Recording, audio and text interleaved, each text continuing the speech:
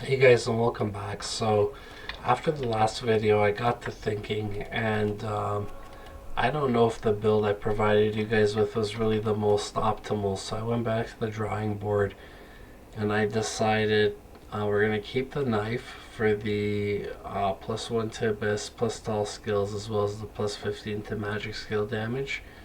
We swapped out to this book, which gives the -20 to enemy magic resistance, right? We got the entropy locket for the extra 10% to magic skill damage. And then we got dual sling rings at 5% minus the enemy magic resistance for an additional +10 between the two.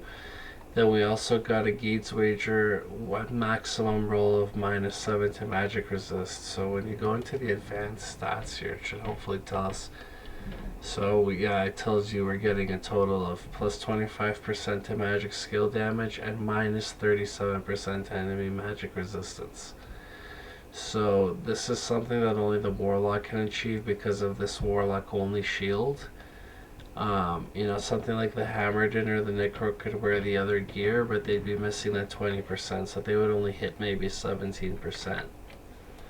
So with that in mind, I went a little bit different on the tech tree here this time. So I maxed Abyss as well as my Asthma Chain and Bolt. So you're free to use both my Asthma Chain and Bolt as you please, although I'm using mainly just the Abyss. For Eldritch, I only put in 1 point to Levitation to lower the cost of equipping my Fang Knife. 1 to Echoing Strike, which I suppose you could use for fun if you wanted in like Nurgle and Nightmare. And then really it was just to get the Blade Warp. So like this is our teleport skill just in case you don't have Enigma on, right? I'm wearing Enigma, but I'm just showing you guys so you could get this. Even if you're doing these different builds in these different trees, you could still tech down 3 points and get your Blade Warp to warp around the map. As far as demon summons go, because I have all these skill charms and plus skill items, for that reason I decided I'm just doing 1 point wonders with the exception of the demonic mastery, which is maxed, and I dumped an additional, looks like 3 points in contrast to the other skills here, into bind demon. So level 26 of bind demon, level 45 mastery. You could do it the other way, max the bind and just keep mastery at like level 20 something, or you could split the difference and even them both out around their mid 30s. Put some into bind demon, put some into demonic mastery. It's really up to you. I find 1 point into all these different skills like Death Mark, Blood Boil, Consume, even Blood Oath. Like after a while, it just gets silly. You don't need much more than this in Blood Oath. Like, sure, you'll benefit from it, but it's not necessary. The 1 point into each of these summons should be plenty. You can choose which ones you want to use. Like, I might use a Defiler just for fun, so let's put a Defiler. He binds bad guys together and like allows you to do basically what amounts to like a splash damage.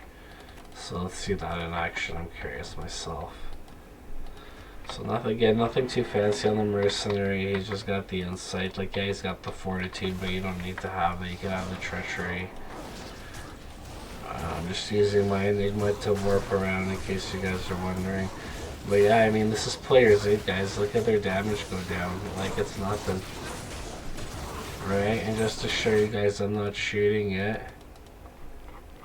Players 8, buddy. Yeah.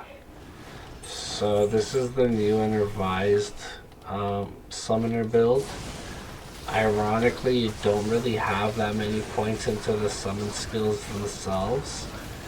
But because of all your plus summon skill charms, and plus to all skills gear, it ends up being more than you need, right? Like our bound demon's doing fine. Our Defiler looked like he was maybe struggling for a minute there, but our bound demon's doing just fine. And again, 26, 45, and that's after all the 9 skillers here and the Annie and the charm, the what do you call it, Hellfire's charm. the +2 from the void, the +3 from the circlet. We're pretending this is a circlet, right? Like a bind demon, or rather a demonic circlet for the warlock. Same with the amulet. I guess not anymore with the amulet, but we had Amara's. That was also, so we skilled it up to +3. It was just meant to mimic like magic items, like a circlet and an amulet. That's like +3 to demons. But having said that, you could just use Amara's and their shackle with their +2. Perfectly reasonable, not to mention, since you're using demon and chaos skills, it would benefit both trees. Heck, it would even benefit you a little bit here in the Eldritch. So Shaco and Mars are perfectly good choices. This is just to push the limits for the Abyss, for that +10 to magic skill damage, but we don't even have to have that, right? This is just to push it. Same with these dual slings. We could put the Sojas back on. You'd be perfectly fine, right? If anything, it bumps your damage up, right? Well, I guess maybe you get a little more with the entropy locket, but again, who can be bothered? Let's see. 6229. 59. No, it's less. It actually works out to less. So maybe you're better off with the Mars. Again, mine is a little bit beefed up with it with an additional skill point, but even still, it looks like Mars might really be the way to go. And then also when you're teleporting around, wow, look at that, 2 uniques. When you're teleporting around, your guys act as shields. I guess because it's player safe, things are dropping. Nothing especially good, but still, it's nice to see it, you know. Alright guys, so basically this video is really redundant if anything, but it's really just to say we've revised our idea of the best summoner, and you don't have to even have this demon type. You could have a different demon bound, and what we've decided is it's best to stack your inventory with demon skill charms. Try to get as many plus skills on your gear as well as you're able to do. And then basically this demon tree takes care of itself, because we've got, at this point we've probably got like what, +27 to all demon skills. That's exactly how much we have, because these are 1 point we invested. So anything you put dunk even 1 point is an automatic level 28. Like that's already flying pretty high. Obviously we dumped extra points into mastery, personal decision, as well as bind demon. We didn't have to do that. We could have taken those extra points and we could have, like, say, maxed out Echoing Strike or maxed out Mirror Blades with the level 20 Echoing Strike. That's an option too. And then you have that in the Abyss. Like, it's a very versatile character, the Warlock. To be honest, you could be without this whole tree of this whole Abyss. I know that this build is centered around it, but like, you would do just as well with this tree as it is. And then you go down here instead and you take like Echoing Strike, Mirror Blades, maybe the Mastery, maybe Warp Blade if you have the skill points. You know what, let's do it now guys, let's see how that looks. So basically what I'm suggesting right now is that instead of teching down into Abyss and making use of all this like plus magic damage, minus magic resist, blah blah blah, we're gonna use a token. Okay, so everything disappears. We're gonna put 1 point into the mastery so we can use up our gear again, use our lower gear benefit from that skill. Then we're going to put 1 point into all the demon skill trees, all the demon skills, pardon. So all the demon skills, 1 point wonders, right? They get instantly boosted. It leaves you with 85 skill points. And to be perfectly honest, this is what makes this way more versatile than say like a Summoner Druid or a Summoner Necro. The build is already done as far as like, okay, let's say for argument's sake you take these sigils done, right? This build's already done, and then you get the default Abyss because you get +1 to Abyss from this rune word.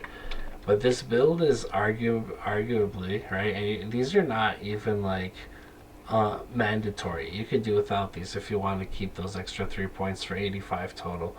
But basically you're done, and now you can play with these points. So if you did want to go Echoing Strike build, right, let's see,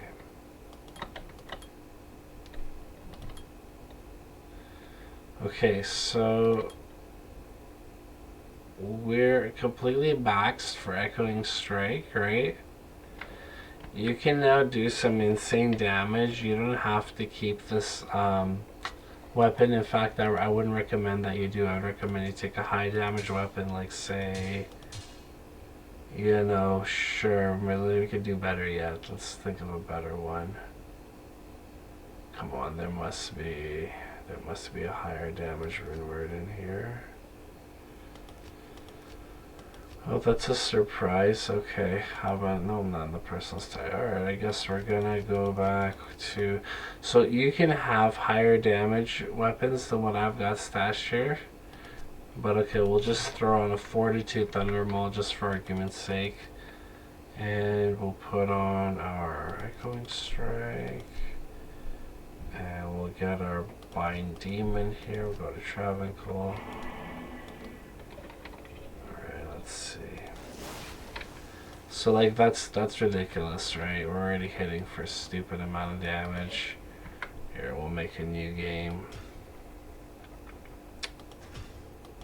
Show you guys what I'm talking about. And you know, we could go into I wonder what I'm missing on this body here. Oh, Phoenix, okay. So I guess, alright, there we go. We could go into details about other weapons you could use instead of this. Personally, I prefer an Ethereal Insight. Doesn't even matter the base. I've even used the Nightmare base to successfully solo Hell. So, you know, there's a lot to be said about that. I'm basically just trying to get a pet here today. Do we have one? Yeah, we bound one. Okay. Not the best star. Let's try again. I don't like that aura either. Let's try again. What aura? Don't like that aura either. Let's try again. Oh man. I'm hoping for a Fanta because my mercenary already has might. So anything else just feels kind of like not useful, you know. I'm hoping for that Fanta. Let's see. You got might as well. Well, damn it, that's redundant. There we go. I think yep, Fanta. Okay. So that helps us tremendously. My mercenary also has might. I don't know if it's proc right now. I don't think it is. Or else it would loop in with the Fanta. But once it gets might as well, the damage really stacks up. Right, so you can use your Echoing Strike fully maxed. You don't need much into Demon if you have the Demon skillers, right? To me, they seem kind of essential. But like, I would feel very safe playing this build in like hardcore. I mean, Oath is level 26. Your Demon still takes 55%. And like, look, instead of putting all those points into, where was it? You don't have to fully synergize your strike. You could maybe put 1 point into Blade Warp, it'll still do its thing. And then put the additional into Blood Oath. And to be honest, if I was playing hardcore, I would recommend that, and I would do that personally. Because I've played Echoing Strike with only 2 of the synergies, and it's still phenomenal. It's still very powerful. You know what I mean? Like, that's absurd damage. Look how fast you're hitting. You just don't need all that. Also, I do recommend Fortitude if you can afford it for hardcore gameplay as your weapon. The additional resistances, life, as well as the chilling armor, and 200% enhanced defense. Right, you take that off, you see the defense goes way down. So I can't say enough about this as a weapon, especially in hardcore gameplay. Highly recommend. Alright guys, well that's it for now, and we'll catch you in the next one.